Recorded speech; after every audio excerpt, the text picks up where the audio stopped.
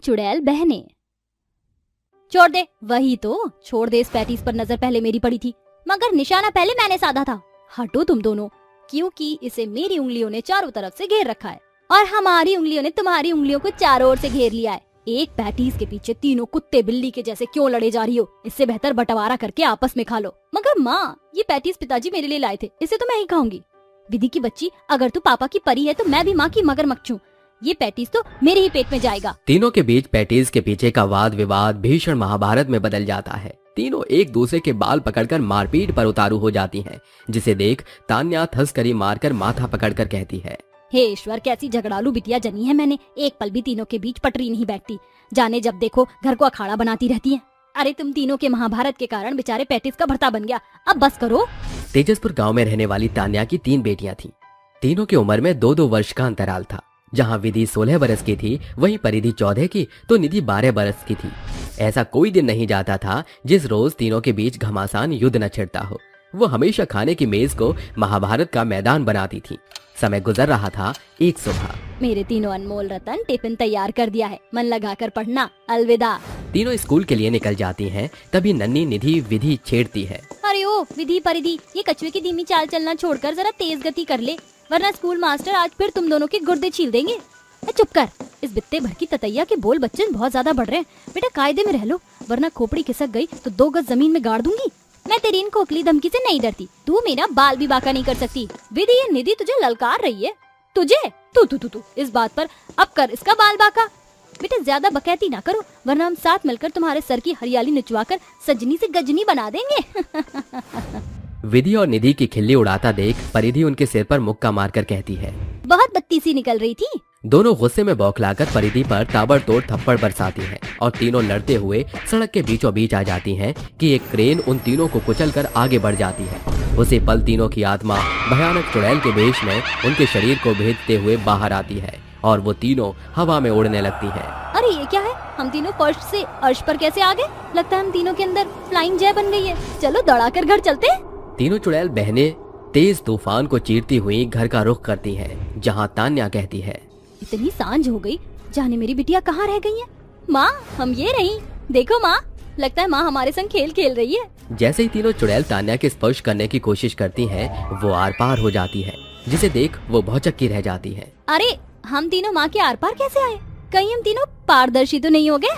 अचानक गाँव में रहने वाला हरिया हाँफते हुए आकर तान्या से कहता है, अरे भौजाई, गजब हुई गवाह। अरे क्या ही हो गया हरिया?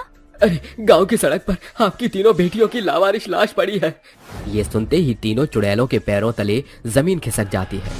अपने शव को देखकर तीनों चुड़ैल स्तब्ध रह जाती है, जिसके बाद वो गांव के जंगल को ही अपना बसेरा बना लेती है। आधी रात तीनों चुड़ैल पेड़ की डाल से उल्टा लटक कर कहती है, तुम दोनों की नादानी के चलते आज मैं इस बंजर बरगद पर टंगी हुई हूँ। उल्टा चोर कोतवाल को डांटे, सड़क पर भिड़न तुम्हारे बीच हुई थी। आज मैं सिर्फ तुम दोनों चिमिड़की चुड़ैल के चलते भूतनी बनकर इस जंगल में भटक रही हूँ। सारी गलती सरासर इस बित्ते भर की ततैया की है। ना ये मुझे छेड़ती, ना मैं इससे भिड़ती। मुझ नन्ही सी जान को परेशान करके तुम्हें क्या मिल रहा है? तीनों चुड़ैल लड़ते हुए देर रात सो जाती हैं। देखते ही देखते तकरीबन 2 दिन गुजर जाते हैं। भूख के मारे मेरे पेट में मरे हुए चूहों ने कबड़ी मचा रखी है। मुझे भी जोरों की भूख लगी है, मगर हम अभी बाहर नहीं जा सकते, वरना दिन की धूप हमें सीधे जहन्नुम पहुंचा देगी। जन्नत तो हम जाने से रहे। थोड़ी ही देर में रात का घनघोर अंधेरा घिर आता है और चमगादड़ों की सेना आकाश में जोर शोर से सिसयाना शुरू करती है। तभी अंतिम चुड़ैल नाक सिकोड़ते हुए कहती है, मुझे किसी इंसान की बू आ रही है, चलो साथ मिलकर शिकार करते हैं। हाँ चलो। तीनों चुड़ैल हवा में हाथ फैलाए हुए जंगल से बाहर आती हैं, जहाँ कोसों दूर से आता हरिया साइकिल पर सवार गाते हुए आगे की ओर अग्रसर होता है। सुहाना सफर और ये मौसम हंसी, हमें डर है हम खो न जाए कहीं। सुहाना सफर और ये मौसम हंसी। तीनों चुड़ैल कहती हैं, कहीं करता होगा वो मेरा इंतजार, तेरी तमन्ना में रहता है बार बार। चुड़ैल को देख हरिया खौफ के मारे सर से पांव तक पसीने में सराबोर हो जाता है। उसकी आंखें बड़ी होने के साथ उसकी अंतड़ियां सूख रही थी। चुड़ैल, अरे दादा बचाओ, अरे बचाओ रे कौनो, अरे बचाओ रे कौनो, ये तीनों चुड़ैल कितनी भयानक बंदी है। तूने हमारी बुराई की, अब तू मरेगा। गुस्से में बौखलाई तीनों चुड़ैल उसे मारकर घसीटते हुए जंगल आती हैं, जहाँ परिधि चुड़ैल हाथ मलते हुए कहती है, मैं तो इसका कलेजा खाऊंगी। मेरी जुबान से तो लार टपक रही है। मैं तो इसके खून का रक्तपान करूंगी। ये मन की मिठाई तुम्हारे मुंह तक नहीं जाएगी। ये शिकार सिर्फ मेरी खुराक बनेगा। ऐसे कैसे? इसे पकड़ने में हमने तुम्हारा बराबर भरसक सहयोग किया है। काली पीली खोपड़ी मत खिसकाओ। तीनों चुड़ैलों के बीच शिकार को लेकर बहसबाजी शुरू हो जाती है। उनके आतंक से पूरा जंगल बेडौल हो जाता है। ऐसे ही हर एक रात चुड़ैल लोगों को मारकर शिकार साधती थी। देखते ही देखते ये खबर गांव में सनसनीखेज हो गई।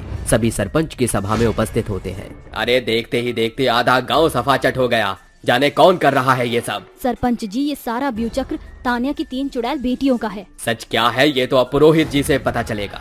सभी जन पुरोहित के पास आकर सारा मामला बताते हैं, जिसके पश्चात पुरोहित जी अंतर्ध्यान होकर कहते हैं, सत्य है, ये अतृप्त आत्मा उन तीनों चुड़ैल बहनों की है। पुरोहित जी, इन चुड़ैल बहनों से बचने का कोई तो समाधान होगा। समाधान तो है। आज पूर्णिमा की रात है। चांद की चमक अपनी चरम सीमा पर होगी। उस समय मैं यज्ञ करके उन चुड़ैलों को आमंत्रण दूंगा। पूरा गांव यज्ञ की तैयारियों में जुट जाता है। यज्ञ की आहुति के साथ तीनों चुड़ैल वहां उपस्थित होती हैं। क्यों बुलाया है? पुरोहित, बंद कर ये यज्ञ, वरना एक ही पे में मैं तुझे पाताल लोक पहुंचा दूंगी। बंद करो ये बकैती चिमिर की चुड़ैल। तू इस पहलवान पुरोहित को हिला भी नहीं सकती। अरे वो चुड़ैल, बंद कर अपना सड़ा मुंह। बातों से ज्यादा तो बू निकल रही है तुझमें से। अरे विधि चाहे तो अपने बू से ही बंदा बेहोश कर दे। तीनों चुड़ैल के बीच युद्ध छिड़ जाता है। तभी तान्या रोते हुए कहती है, अरे अब तो झगड़ना बंद कर दो। इसी लड़ाई झगड़े के कारण तुम तीनों स्वर्ग से धार गई। देखा तुम दोनों चुड़ैल ने माँ को रुलाया। अरे अब तो एकजुट हो जाओ। मर कर भी मार काट कर रही हो। झगड़े से जिंदगी नहीं चलती। सुलह के साथ रहना सीखो। अगर एक मिजाज गर्म है तो दूजा नर्म रह सकता है। तान्या को बिलक बिलक कर रोता देख तीनों चुड़ैल बहनों की आंखों में खून के आंसू बरसने लगते हैं। माँ, हमें माफ कर दो। अब हम समझ गई हैं कि लड़ाई झगड़े जीवन का जुड़ाव है। जहाँ प्यार होता है वहाँ झगड़े भी होते हैं। आज के बाद हम कभी नहीं लड़ेंगे। अलविदा माँ, अपना ख्याल रखना। तीनों चुड़ैल जिंदगी की सच्चाई का सबक पाकर सदा के लिए तेजसपुर गांव और जंगल से ओझल हो जाती हैं। एक सास की 5 गर्भवती चुड़ैल बहुएं। माँ जी, सुबह से रात हो गई है। अब तो रसोई घर का ताला खोल दीजिए। बहुत जोर की भूख लगी है। क्यों रे मोटल्ली भूख कर? कितने जन्मों की भूख लेकर आई है, हैं? तो मेरे घर एक दाना नहीं मिलेगा तुझे आज। नहीं तो। माँ जी, आप मुझ पर इतनी ज्यादती क्यों कर रही हैं? अगर मैं खाऊंगी नहीं तो मेरे पेट में पलने वाले बच्चे को खाना नहीं मिल पाएगा। नास बेटी, जुबान लड़ाती है। अरे तेरा बाप क्या मेरे घर में अनाज का भंडार छोड़ गया है, हैं? करम जली, रुक, अभी तेरी अकल ठिकाने लगाती हूँ। सुरेखा प्रेग्नेंट रजनी को मारने के लिए बगल में पड़े झाड़ू को उठाती है। तभी झाड़ू हॉल के ऊंचाई पर उठ जाती है, जहां चुड़ैल सुरेखा के पीछे प्रकट होकर उसके सर पर ताबड़तोड़ थप्पड़ की बरसात करती है।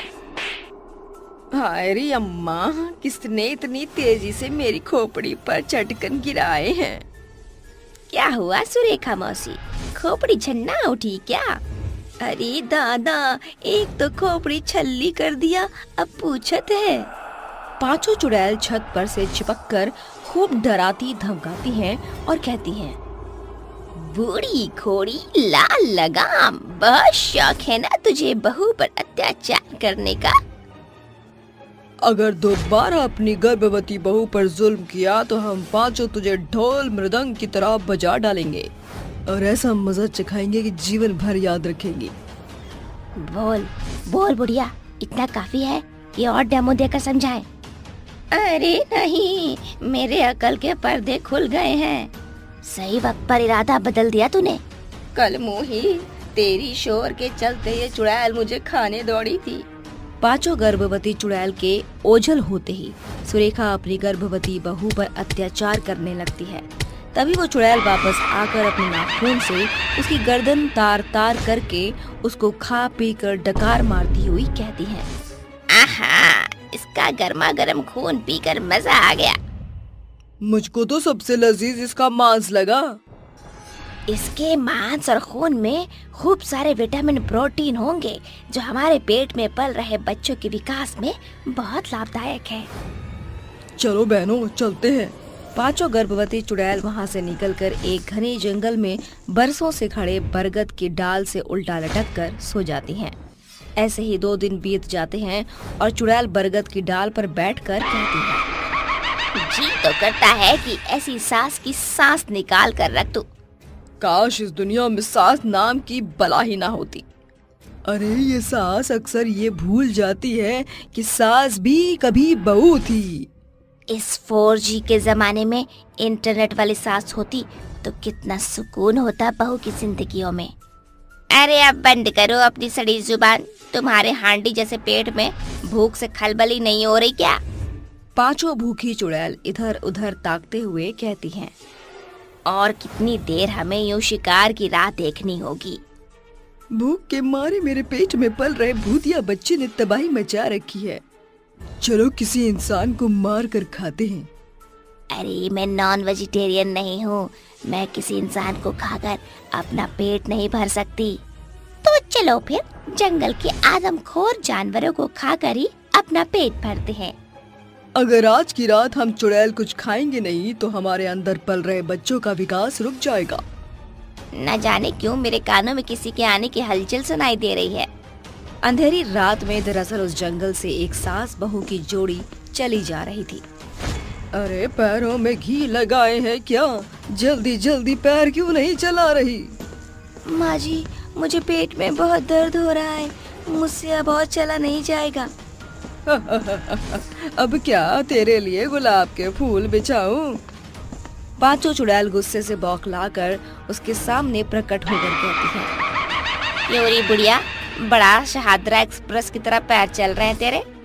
हे भगवान, अरे कोई बचाओ, चुड़ैल चुड़ैल। अरे गरम जली बताया क्यों नहीं कि ये चुड़ैल तेरी रिश्तेदार है? माँ जी, मैं इन्हें नहीं जानती। सुधा को चिल्लाते देखकर चुड़ैल पूरे जंगल में तबाही मचाने लगती है, जिसे देख सुधा कहती है, तूफान उठ गया, मुझे जल्दी से भागना होगा वरना इस चुड़ैलों की टोली मेरा राम नाम सत्य कर देगी। सुधा भागने के लिए पैर आगे बढ़ाती है, तभी पांचों चुड़ैल उसका पैर जमीन पर पटक कर उसके खून से जमीन सराबोर कर देती है। ये खौफनाक मंजर देखकर लक्ष्मी पीछे खिसकते हुए कहती है, कोई बचाओ, मेरा बच्चा, मुझे मत मारना, मैं माँ बनने वाली हूँ। डरो मत, हम तुम्हें कोई नुकसान नहीं पहुँचाएंगे। हमारा बैर सिर्फ इन जैसी सास से है। ये अत्याचारी सास बहू के ऊपर बहुत जुल्म करती है। ये सास बहू की जानी दुश्मन है, अत्याचार करने के सिवा इन्हें कुछ सोचता ही नहीं। लक्ष्मी उन पांचों चुड़ैल को देखकर सवाल करती है, तुम पांचों चुड़ैल गर्भवती हो? किसने किया तुम्हारा ये हाल? किसने मारा तुम्हें? कमला देवी के 5 बेटे थे, जिसकी शादी उसने एक ही घर की 5 बहनों से करा दी थी। वो अक्सर उन पर काफी अत्याचार किया करती थी। आज उसे पता चलता है कि वो 5 गर्भवती हैं और उसकी बहुएं आपस में बातचीत करके कहती हैं, देखना, ये खबर सासू माँ को पता चलते ही उनका चेहरा खुशी से खिल उठेगा। पर दीदी, हमारी सास कितने पुराने विचारों की है, ये हम सभी जानते हैं। वो नहीं बदलेंगी। कमला देवी कमरे में आकर ताने मारते हुए कहती है, क्या हुआ है? इतनी चुप्पी क्यों साध ली? जरूर तुम 5 बहनें मेरी चुगली कर रही थी। माँ जी, दादी माँ बनने वाली हैं। हम 5 के अंदर इस घर का वंश पल रहा है। क्यों रे कलमोही, तू क्या अंतर्यामी है जो तुझे पहले से पता है कि लड़का ही होगा? याद रखना, अगर तुम में से किसी ने भी लड़की जनी तो उसके साथ तुम्हारा भी गला घोट दूंगी। कमला हमेशा से ही पत्थर दिल औरत थी। वो हमेशा अपने 5 बहुओं को तलवे पर रखती थी। उसने अपने 5 बेटे को कामकाज के लिए जानबूझकर शहर भेज दिया था। जब हमारे पतियों को पता लगेगा कि सासू माँ हम पर कितना अत्याचार करती हैं, तब सासू माँ अपने बेटे की नजरों में गिर जाएंगी। 3 महीने बीतने के बाद कमला गांव की दाई को बुलाकर कहती है, अच्छे से जांच पड़ताल करके बताओ कि इनके कोख में लड़का है या लड़की। दाई उन 5 के पेट को बारी बारी से स्पर्श करके कहती है, तुम्हारे सभी बहुओं के कोख में सिर्फ बेटियां हैं। ये खबर सुन कमला मुंह सड़ाकर अपने कमरे में चली जाती है और रात भर सोच कर कहती है, नहीं, किसी भी कीमत पर मेरे घर में बेटियां पैदा नहीं होनी चाहिए।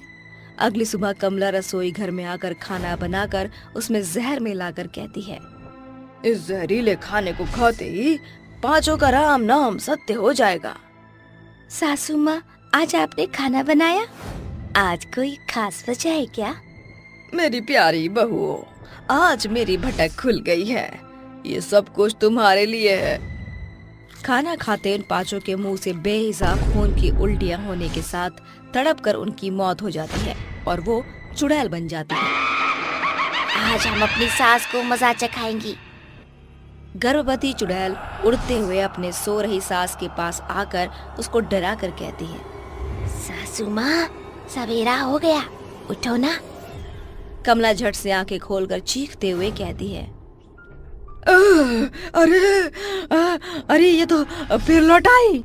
अरे सासू माँ, इतनी जोर से चीखोगी तो हम डर जाएंगी। चाय पीजिए। खून? अरे ये तो खून है।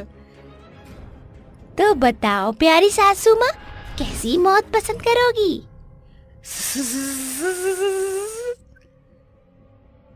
क्या हुआ सासू माँ, सांस अटक गई?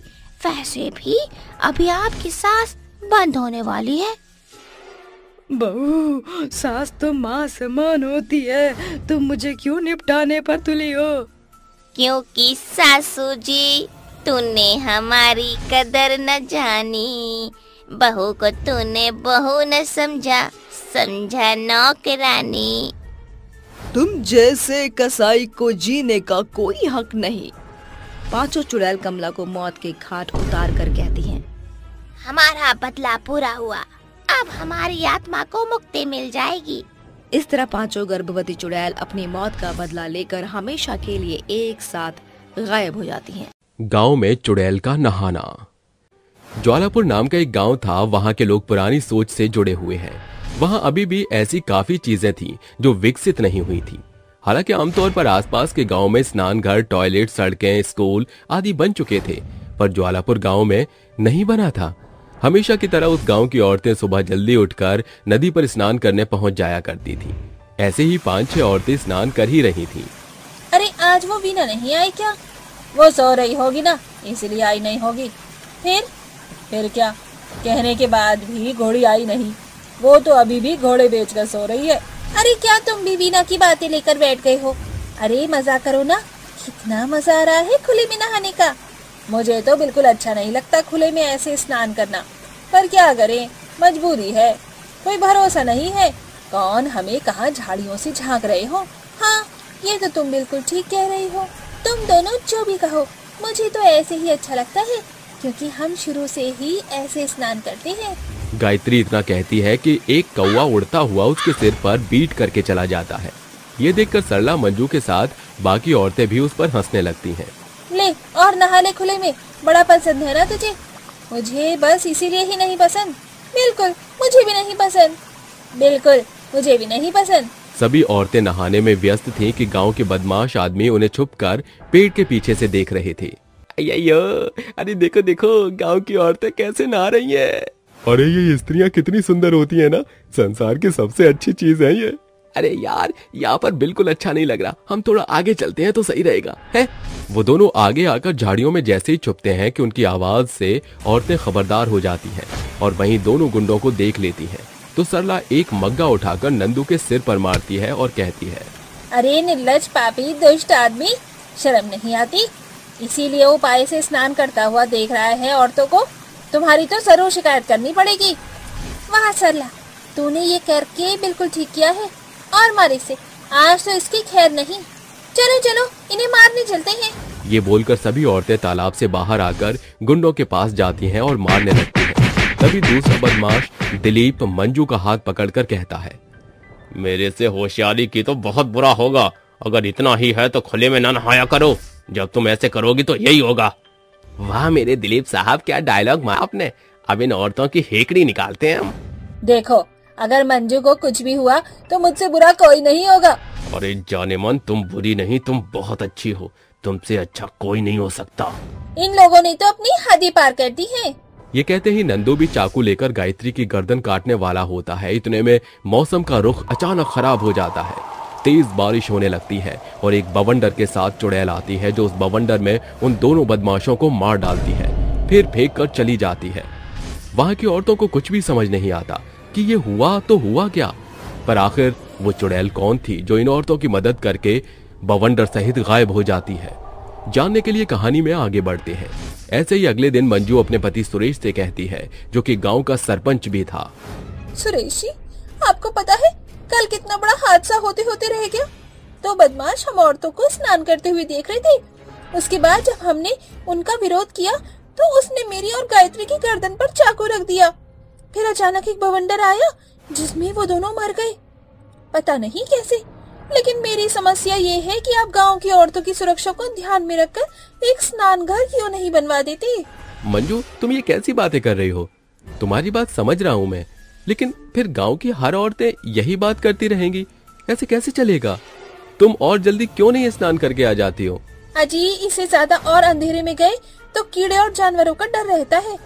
आप स्नान घर बनवा दीजिए, यही काफी होगा हम औरतों की सुरक्षा के लिए। मैं तुम्हारी बात से बिल्कुल सहमत नहीं हूँ, मुझे सोचने का समय दो। ये कहकर सुरेश अपनी पंचायत में चला जाता है। वहीं गांव की औरतें और लड़कियां नहाती हैं तो ये समस्या फिर से होती है। तभी वही चुड़ैल अपने सुंदर रूप धारण करके उसी नदी में नहा रही थी कि एक आदमी उसे देख लेता है। चुड़ैल उस आदमी को अपनी ओर आकर्षित करते हुए कहती है, अरे ओ मेरे कन्हैया, दूर से क्या टुकर टुकर देख रहे हो? जरा मेरे पास आकर मेरे से रास लीला रचा लो। आओ ना, सोच क्यों रहे हो? तुम इतने प्यार से बुलाओगी तो आना तो पड़ेगा ही। ये बोलते ही वो आदमी रवीना की ओर आ जाता है। तभी चुड़ैल उसे पकड़कर अपने असली रूप में आ जाती है और उसे मार डालती है। क्या सोचा था, मेरे साथ तू फ्लर्ट करेगा? बना दी ना तेरी चटनी, इसी के लायक था तू। जो कोई भी लड़कियों या औरतों को इस तरीके से देखेगा उसकी तो मैं आंखें नोच लूंगी अब। ऐसे ही चुड़ैल रूपवती बनकर आदमियों को अपनी ओर आकर्षित करती थी और उनकी नियत देखकर उन्हें मार डालती थी। गांव में अब अचानक से एक एक करके आदमी गायब होने लगे।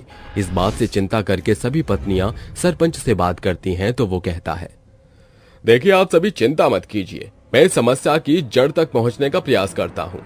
सरपंच जी, जल्दी कुछ कीजिए। सरपंच पता लगाने के लिए सुबह सुबह टहल रहा था कि अचानक उसे चुड़ैल मिलती है, जो एक आदमी को आकर्षित करके फिर मार देती है। आखिर मैंने इसे भी मार ही दिया, कोई नहीं बचेगा, सबको मार डालूंगी। इसका मतलब ये सब एक चुड़ैल कर रही थी अब तक। ये बोलते ही सरपंच तांत्रिक के पास चला जाता है और चुड़ैल पर शक करते हुए उसे पकड़ने के लिए कहता है। सरपंच की बात सुनकर तांत्रिक उस चुड़ैल को अपनी शक्तियों से कैद कर लेता है। तभी झटपटाते हुए चुड़ैल कहती है, ए तांत्रिक, मुझसे मरना चाहता है क्या तू? क्यों तूने मुझे यहाँ कैद किया है? तुझे मुझसे सवाल करने का कोई हक नहीं है। मेरे सवालों का जवाब दे, क्यों तू गांव के लोगों को मारे जा रही है? जैसा करेंगे वो लोग वैसा ही तो भरेंगे। मतलब क्या है तुम्हारी बातों का? मतलब ये है कि इन गाँव वालों ने औरतों की सुरक्षा के लिए कोई चीज ही नहीं बनाई है। सभी औरतें सुबह जब तक स्नान करने के लिए जाती है, उसमें भी कुछ दरिंदे लोग वहां आकर औरतों को गलत निगाहों से देखते हैं। भला ये कहाँ तक सही है? मेरे साथ भी कुछ ऐसा ही घटा था। एक दिन मैं सुबह के समय स्नान करने गई थी। एक आदमी ने मेरे करीब आकर मुझसे बदतमीजी करी और जब मैंने भागना चाहा तो उसने मुझे मार डाला। अभी कुछ दिन पहले ही मैं स्नान कर रही थी, यहाँ तक कि सरपंच की पत्नी भी थी। वो तो उस दिन उनकी सुरक्षा मैंने करी, वरना वो दोनों गुंडे उन औरतों को गला काट कर मार डालते। जो भी स्त्रियों को स्नान करते हुए देखता था मैं उन्हें मार डालती थी। और अगर तुम मुझे यहाँ से भगाने के लिए सोच रहे हो तो मैं तुझे बता दूं कि मैं यहाँ से तब तक नहीं जाऊंगी जब तक इस गांव में हर एक घर में औरतों के लिए स्नान घर नहीं बन जाता। तुम्हारे साथ बहुत गलत हुआ है और तुम बात भी ठीक कह रही हो। सरपंच जी, आपको इसकी बात माननी ही होगी। आपको स्नान घर बनवाने ही पड़ेंगे। ये औरतों की सुरक्षा की बात है। आसपास के बाकी गांव विकसित हो चुके हैं अब। ठीक है, मैं वादा करता हूं कि इस गांव में स्नान घर हर घर में जरूर बनेगा, लेकिन उसके बाद तुम चली जाओगी। चुड़ैल उसकी बात मान जाती है। सरपंच भी अपना वादा पूरा कर लेता है, जिसके बाद चुड़ैल हमेशा के लिए वहां से चली जाती है।